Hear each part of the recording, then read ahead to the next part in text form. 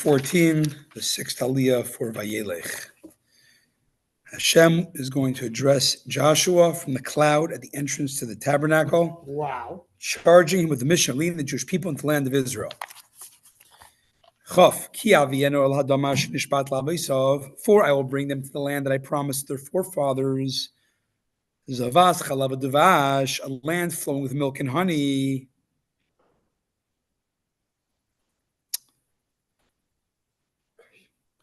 And they will eat, be satisfied, and grow fat.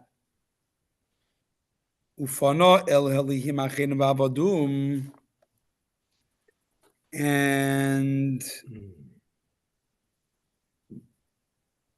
they will then turn away to the gods of others and worship them, and they will provoke me to anger, and annul my covenant. Rashi, v'natsuni. So I'm just like, yesterday we ended up saying, God told Moshe, like, after all said and done, of giving them the Torah, you shepherding them for 40 years, miracles, promising them that they're going to enter the land, about to enter the land, reaffirming the covenant, they're going to break the covenant. They're going to screw up. They're going to break the covenant. And they're going to be exiled. And they're going to be misfortunes. And it's going to be a dark time. There will be dark times. And then yesterday ended off, but I'm giving you a life preserver. And that's going to be write the song for yourself and teach the children of Israel to make them fluent in it. The song means, Rashi says, next Parsha Zinu, which is written as a prophetic poem of the Jewish mission and veering off the path and coming back on. But now he's telling it to Joshua. Like, yes, they're going, after all said and done, they're going to veer off the path, anger God, and annul the covenant. Right. V'natsuni, Rashi translates unusual word, v'chisuni. It means, and thus provoke me to anger. Similarly, wherever it says niyotz, it's an expression of provocation to anger. Now you know. Don't trigger me. Chaf Aleph. Toxic masculinity. Exactly, yeah. I understood there was a parody film about superheroes. Not going to name it, but it was about these like misfit superheroes, these like weird, unuseful superpowers. So the leader was a guy who would say, "Don't get me angry," which is a parody of, I think, the Hulk, and the angry becomes strong and monstrous. What happens if I get angry? You don't want to see me angry. His whole superpower is he just loses it. He just gets angry. This whole you don't want to see me like. What happens if you get angry? He just spazzes. That's what happens. Don't test me. No, exactly. Okay.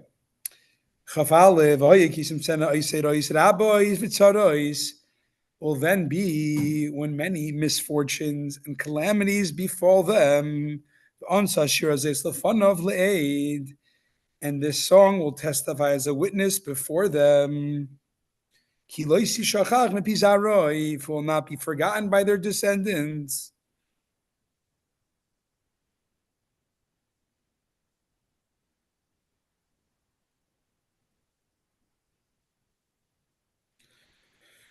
For will not be forgotten by the descendants.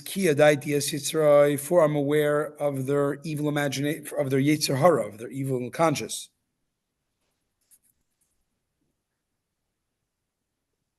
For I'm aware of their yetzer hara, ashu oisa ayoim, from what they are doing today. B'tedem avienu, before I bring them to the Elaretz. I know they have yetzer hara thoughts even before I bring them. El Aretz, the land, Nashishpati. I knew what they were before I brought them in there. I knew what their inclination. Exactly. Let's see what that means. Rashi. Okay, can I get an addition? Thank you. Just to see how the way they translate it. The song will testify as a witness before them that I warned them about all that will befall them. So the song is like a warning song.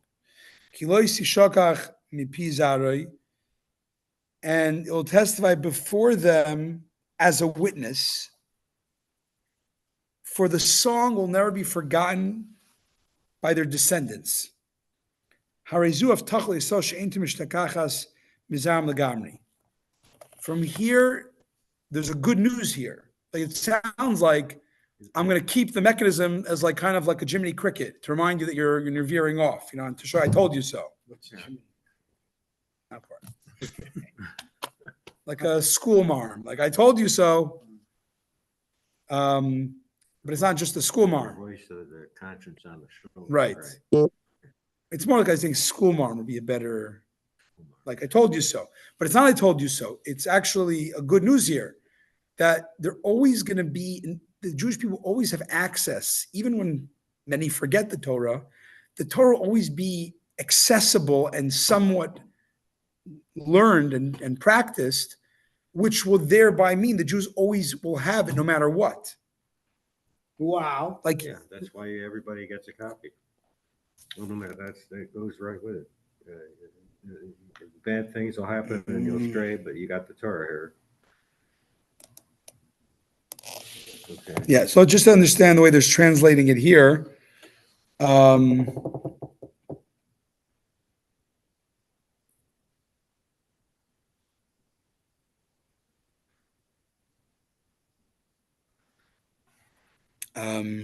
feel like I'm in the wrong. Yeah, you're right.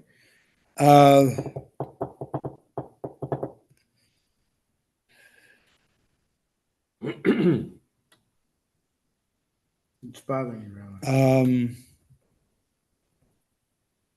So I just want to point out, interesting point.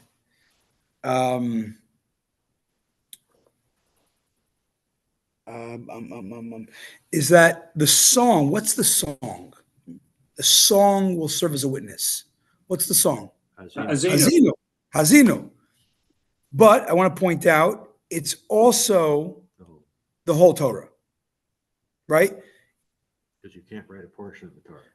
That could be right. You're going beyond my thought, but that could be. Was in a footnote. Oh, is it a footnote? Okay. So it's very interchangeable. While the song is kind of this like warning sign, at the same time, it's also, and that's why he can comfortably say, like, don't worry, the song will never be forgotten. That should mean the Jews can forget everything else, but Hazinu, they're going to remember. No, it means the whole Torah will be remembered. Understand? That's what he says here. You're right. The literal meaning is the song of Hazinu. How is the promise extend to the whole Torah, like Rashi said? The Maskil of David explains we apply the 8th of the 13 rules of Torah expounding, a case that was included in a general statement and was then singled out to teach something new.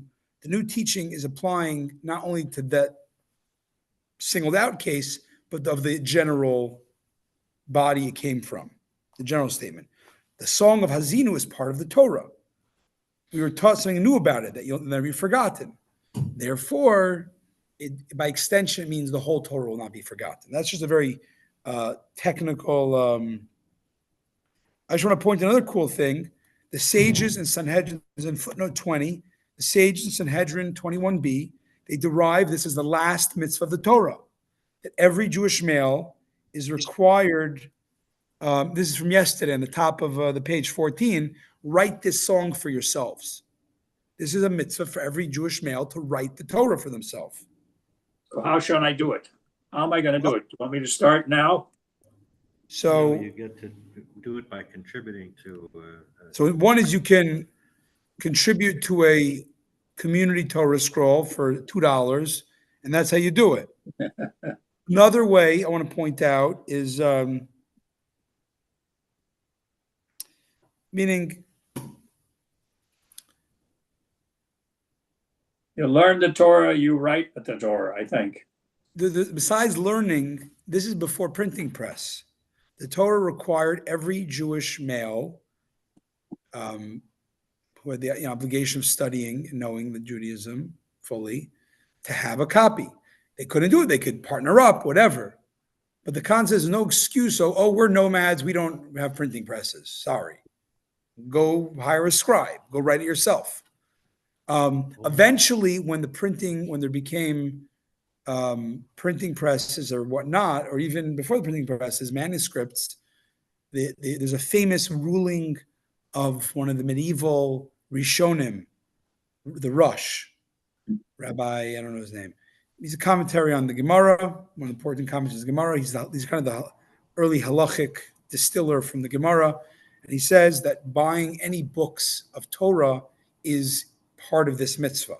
So you go buy a printed Torah book or a Talmud or an art scroll book or whatever, then or a Steinsaltz Tanya, it's all part of this mitzvah. Which, by the way, we are going to be exploring this mitzvah of buying books as a way of fulfilling this commandment of writing Torahs for yourself in December by the Jewish Home Library Awareness Month. Plus, there's another thought too. Through the years, in Rochester, there is a scribe scribing a Torah, a real Torah. Yeah. One of the ones, and you would hold his hand, and he would write a letter, and you donate some money, and that's how you're Right. writing a Torah. Right. And I think Pittsburgh did. We did it also once, yeah. Yeah. All right, Chav Beis. On that day, Moshe wrote down the song, and taught it to the children of Israel. Rashi. Chav Gimel. 23. Hashem then gave encouragement. Vaitzav here means Stand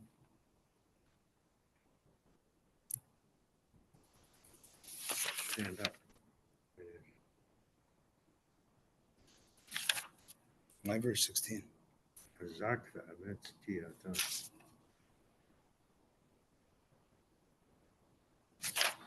Whatever. God gave encouragement to Joshua, saying, "Chazak v'yamatz, be strong, be firm. Ki at tavis b'nei Yisrael ha'aretz asher shpat lehem. You will indeed bring the children of Israel to the land I promised them. V'noich eimach, and I will be with you." Chav Gimel Rashi, Vatzav is Yeshua. This is really referring back to verse 16, and the subject is divine. Vatzav is in Moshe. Now it's saying God spoke to Joshua, Yeshua, as it stated, to the land I promised them.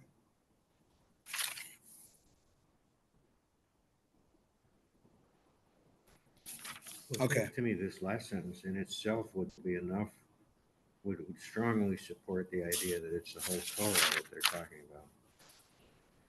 'Cause it talks about the song. I mean, I don't know if anybody else analyzed it that way, but you look at the last sentence, it says he wrote the whole Torah, this whole instruction. It doesn't say just the song. Okay, yeah, very good. So, Yeah, What contextually. did Mike say? What did Mike He's say? saying just that these verses show it's not limited to Hazinu. It means the whole Torah, right? Because it ends up I saying, mean, it's strongly implied. it's strongly implied. He wrote down the song He and wrote taught down it, and then it says the finish. Vayehi kechalos Moshe, was when Moshe finished writing the words the of this Torah on a scroll, I'll say for ad tumam until they're completed.